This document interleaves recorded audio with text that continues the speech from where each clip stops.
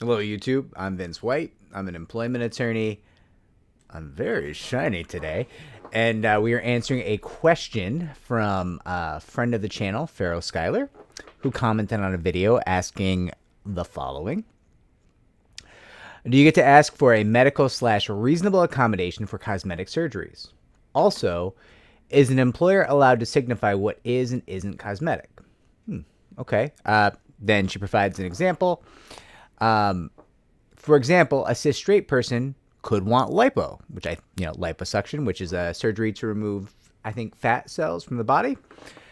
And that is usually deemed a cosmetic surgery. However, someone who is trans could get lipo as a medically required surgery to have their body look as they see fit. In parentheses, of course, the trans person would need their medical necessity letters for that. Okay, so I'm gonna answer this question. I'm gonna step away from the example, the somewhat charged example of the trans person, because, and this is no fault of yours, Pharaoh Schuyler, that is a battleground in our field, and in the field of providing healthcare. People trying to fight over the surgeries to transition to have someone be comfortable with their gender identity and things like that, and they're trying to claim it's cosmetic, and I don't think that argument holds any water. But I think that's a separate. I'm not going to shy away from that topic, certainly, but I think it is a separate video with additional information required to do it justice. So I'm going to stick with the original question, which is, do you get to ask for a medical or a reasonable accommodation for cosmetic surgeries? And is the employer allowed to signify what is and isn't cosmetic? Okay, so I'll use myself for this one a little bit. So you can probably all see my neck. I'm missing a third of my neck. It looks funny. Now, it would be a situation where I had to have a surgery removing a part of my neck, and that was tied to a disability, well, a medical condition, which under certain statutes could be considered a disability. I had neck cancer, stage 4, perfectly fine now.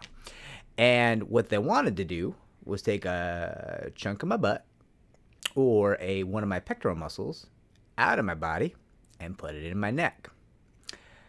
And that's cosmetic in nature because it deals with how I look.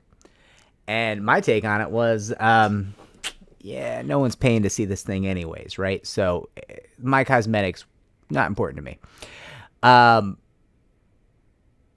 But it was tied to a disability, and let's say my reasonable accommodation for getting that surgery was I needed an extra 6 weeks off of work to heal up, right? Well, would I be due that? Probably in most jurisdictions. But if differently, I'm sitting here and I'm like, you know what? I'm a fatty. I'm just not doing the cardio. I'm not eating right. And frankly, I don't want to. Okay, well, that's my right. I'm a human being in the United States of America. I can have whatever diet I please. Might kill me young, but that's my choice. But I want lipo. Well, probably not tied to a disability there. Obesity is not necessarily a disability unless it is medically caused. If your decisions are causing you to be obese, probably not a disability in most jurisdictions. So, excuse me, as I burp into the microphone like an animal. So that might not be covered. But wait, that example is me wanting to look nicer, right? The doctor comes and says, hey, you are just too damn heavy. You got to lose some weight. You're going to die. Your knees are giving out. Your back's giving out.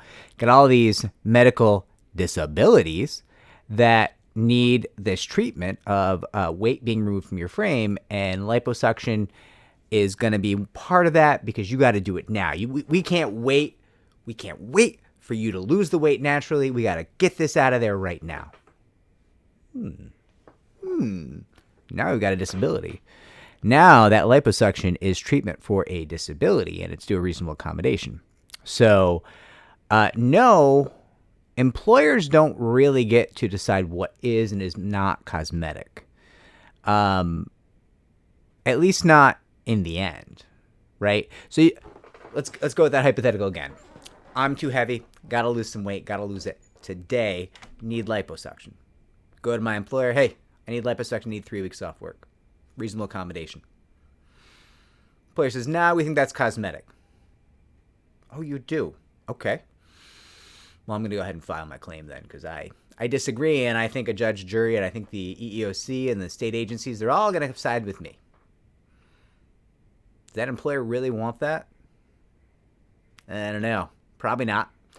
Probably, even if they win that fight, it was an expensive one to win, and now for the rest of your career, they're kind of afraid to mess with you because you got those retaliation protections, at least for the next 3 years, right? And that's not great. Not great for them. And they probably do lose that in the end. Wow. Did they get to make that call? Sort of. But making that call really invited a world of pain. Not a great call to make. Not a great hill to die on, employer. Not what I would do, right? So that's, probably not worth it for an employer. Do they get to make that call in the moment? Not in the end. In the end, someone's going to come in and smack them around if you file your claim, and we assume they're wrong, right? Now, it's different. The risk analysis for the employer is different when there's not really much of a question. Hey, boss, I don't like the way I look. I don't want to exercise. I just want the lipo. Okay, do you have a medical condition? I mean, what's going on here? No, I just want the lipo.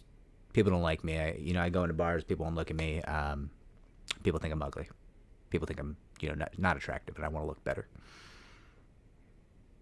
Yeah, well, that employer's probably going to tell you to go take a hike, no accommodations for you, because they're going to feel very comfortable with that risk analysis because you told them, not a disability, not a reasonable accommodation, right? And listen, there's a spectrum here. There's a whole world of gray areas and little fights that we can have about what is a disability, what's not a disability, what's a disability under the federal laws, what's a disability under New York state law, what the case law says, where the case law applies, if the case law is repeatable. If you have a question about your specific situation, talk to an employment attorney. And any of us, I would think, should be thrilled to have that conversation with you. And if it's something novel to us, if it's something where it's brand new, we don't know. We might say, hey, we're gonna check the case law for you. We're gonna try to get you an answer on this, just because it's the right thing to do. Because we're supposed to be here helping people, right? And I hope that you can find one of us who will do that for you. You can always submit a question to this channel, and I'll try to do it for you. I'm a little slow these days. I'm making videos today that apparently are not going to get posted until the middle or end of next week because we got some videos in the hopper because people have been sending a lot of questions in. I took a week off from making videos to help my clients. Now people are kind of like, where's my answers? And I'm like, oh, they're coming. Anyways, I hope this helped. I hope this was the answer that is useful to you.